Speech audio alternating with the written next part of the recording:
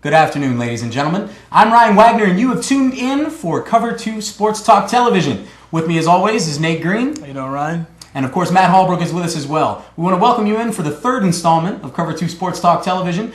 You can see us online at stickam.com/WBIMTV, online every Friday from 1 to 2. That's when we're going to do the television program. And please remember to also tune in Monday through Thursday from 3 to 4 for Cover 2 Sports Talk Radio. You can also join us on Facebook at Cover 2 Sports Talk Radio on a Facebook page. And please feel free to email us as well, cover2sports@hotmail.com. We've got a great lineup for the show today. Talking sports as always. We're going to talk NFL, NCAA basketball, and of course set you up for the Baltimore Orioles, who are starting their season Monday at 4:05. Right now, we're going to send it to Matt Hallbrook with a report on the NFL.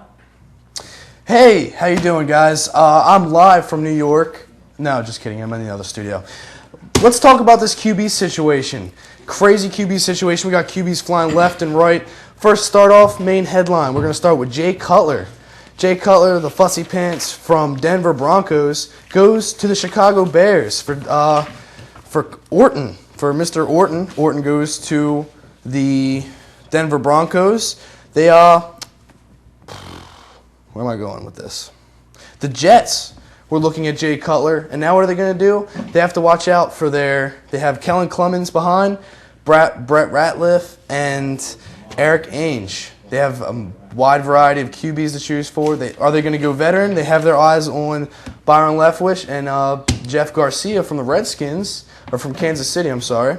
And also, we have, for the Jay Cutler-Orton trade, Bears get their first and third round picks.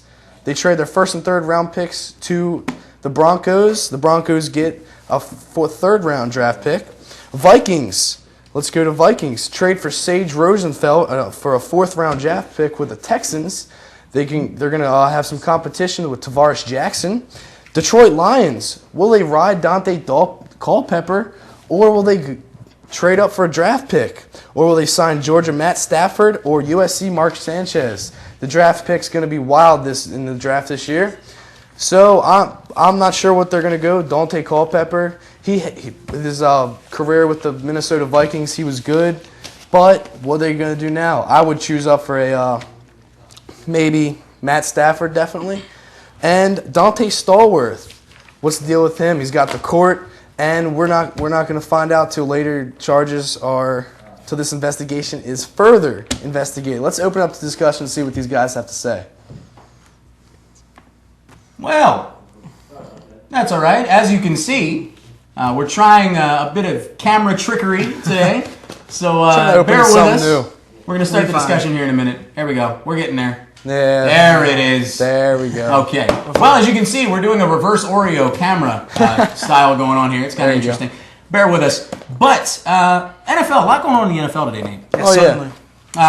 Interestingly enough, a lot of people, including myself, thought that once they announced, the Broncos that is, once the Broncos announced that they were going to fulfill Jay Cutler's request to be traded, I thought they lost all sense of leverage. That maybe they weren't going to get what they were asking for. How do you see this deal? Who gets the better end of this deal? Definitely the Broncos, because they can make moves towards the future for themselves. I believe Hallbrook said it. They get the 12th and 18th pick in this year's draft in the first round. In the NFL, you're going to get a lot of value for those first round picks. And to get two of those, it's going to be amazing for that team.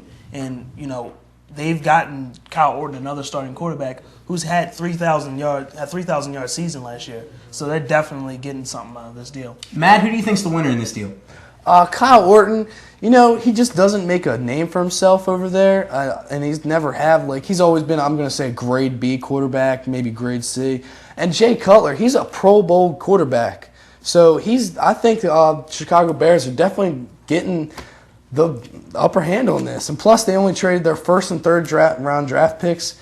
And their first round pick next year as well. We can't forget that. No. And they got Orlando Pace to protect Cutler. So beware of the Denver Broncos. They're going to come out next year with some fierce weapons. They're obviously trying to make moves to make themselves a Super Bowl contender. Well, I tell you who the real winner in this deal might be, and it might be Kyle Orton. He goes from a team in the Chicago Bears that relies on defense. He was never going to be a premier quarterback there, and they were never going to put the offensive weapons around him to make him that premier quarterback. He goes to a system in Denver that traditionally has strong offensive line play. He gets to throw to two wide receivers that are at the top of their games in Brandon Marshall and the rookie from Virginia Tech last year, Eddie Royal. Yeah. So it should be really interesting to see what Kyle Orton is able to do for Denver in a weak AFC West. I mean, does Denver have a legitimate shot now to come out of the AFC West with San Diego? And that division is wide open come September. Oh, yeah. So with the moves that Denver has made, and we'll see what they do in the draft in April, they can obviously be a contender. Hey, Ryan, how about the Vikings getting Sage Rosenfeld to compete with Tavares Jackson? Who do you think is going to come out on top on that one? Well, I tell you what, I think they still have a lot of faith in Tavares Jackson.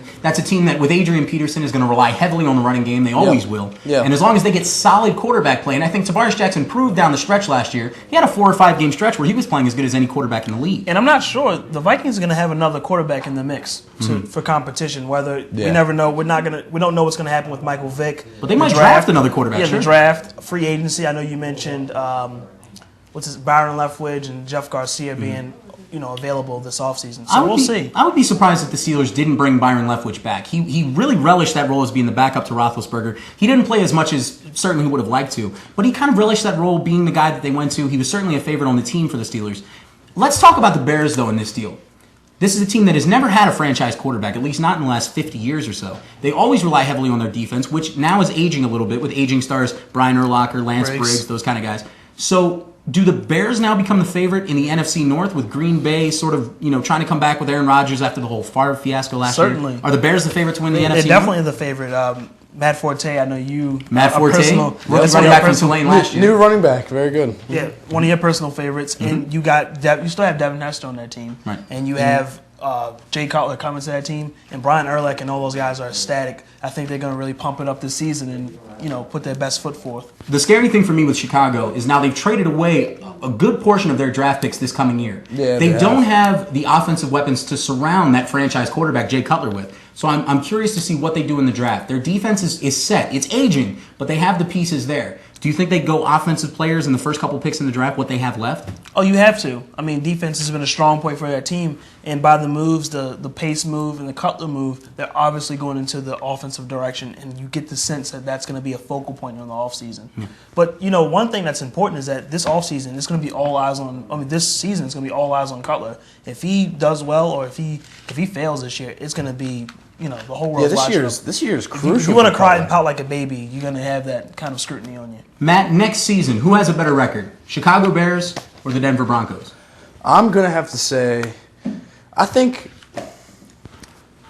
Denver Broncos. I'm going to go with Orton.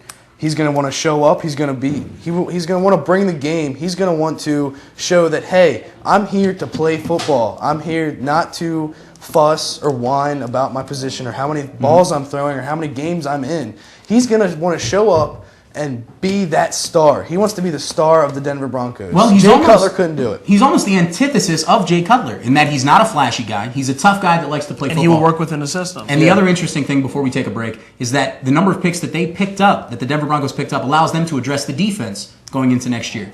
You're listening to Cover 2 Sports Talk Television. We'll be right back after this break.